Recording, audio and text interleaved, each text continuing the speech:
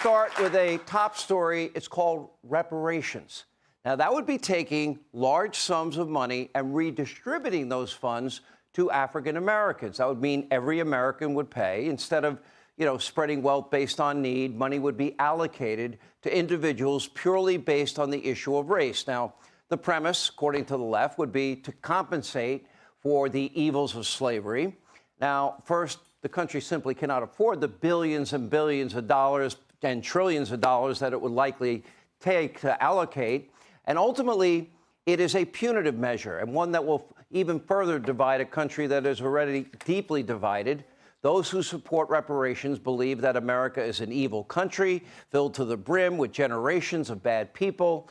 And while no intelligent person, let me be clear, denies the evils of slavery, it would be a great injustice to ignore all the progress this country has made on racial issues and other issues, which is the beauty of our great Constitution. It has provided all of us a roadmap that we can right wrongs and correct injustices. We've made a lot of progress. We still have a long way to go, but no doubt reparations is an extreme policy based on divisive racial politics.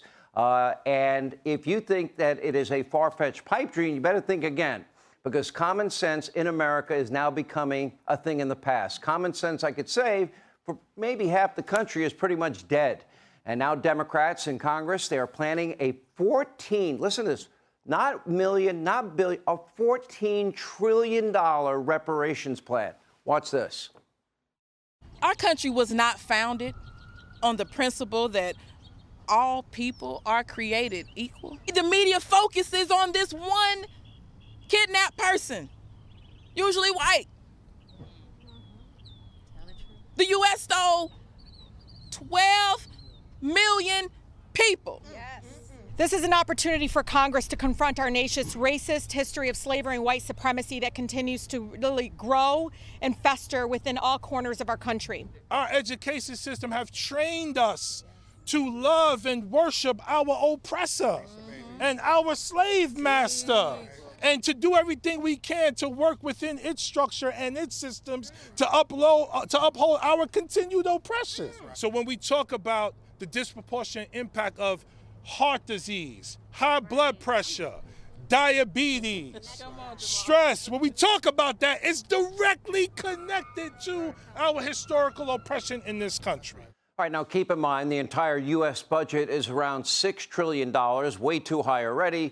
They want an additional $14 trillion just for reparations. And by the way, they're not going to get it from billionaires. If you look at the cumulative wealth of every single billionaire in the country, it is a mere $5 trillion if they confiscated every single cent.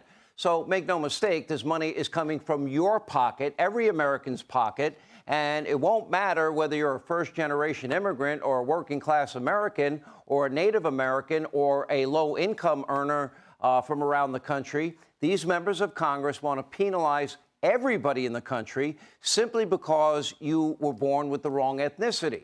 Now, it is not fair to ask why families in America that have no connection at all to any past generational involvement in slavery, why should they be forced to pay massive sums of money when neither they nor any family member in the past had any involvement at all with slavery? Now, of course, the woke city of San Francisco, they have already drafted a plan. They want to give $5 million to all 50,000 black residents in that city. Other proposals include, quote, grants to buy and maintain homes, to exempting African-American businesses from paying taxes. And it's not just San Francisco. It's in California. Now you've got New York and New Jersey and Illinois. They're all developing similar plans, and this might soon become a reality. According to the Democratic Party, it is the least the evil American taxpayers can do. Now, ultimately, it is a political ploy from Democrats. Why? Because they like to see America divided. They want to divide us on the issue of race and age and sex and gender in order to energize their radical base. This isn't about truth. It's not about logic. It's not about fairness. It's not about equity. It's about winning elections by vilifying, in many cases here, innocent people. Over the weekend, we witnessed Joe Biden, He went down to Howard University and proclaimed that white supremacy is the greatest terror threat in the entire world. Here's what he said. Stand up against the poison of white supremacy, as I did my inaugural address, to single out as the most dangerous terrorist threat to our homeland is white supremacy.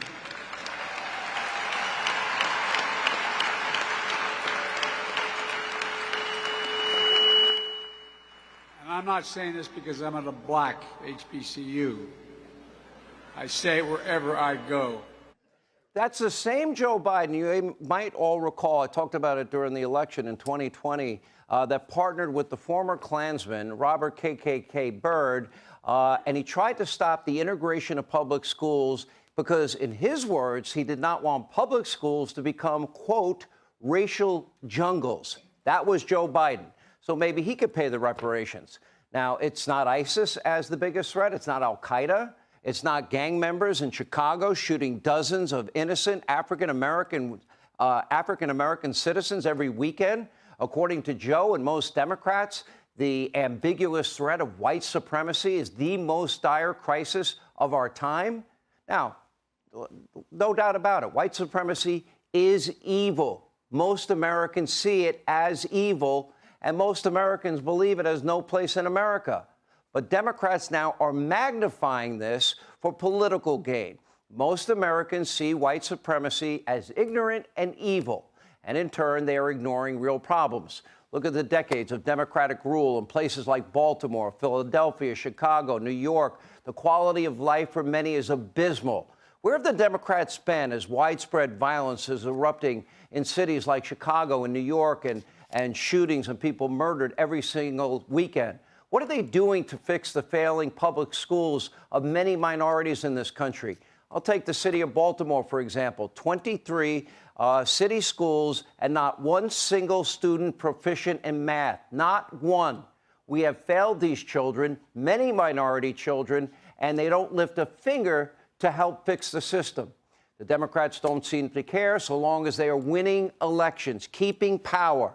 And for the left, that's all that matters. Hey, Sean Hannity here. Hey, click here to subscribe to Fox News YouTube page and catch our hottest interviews and most compelling analysis. You will not get it anywhere else.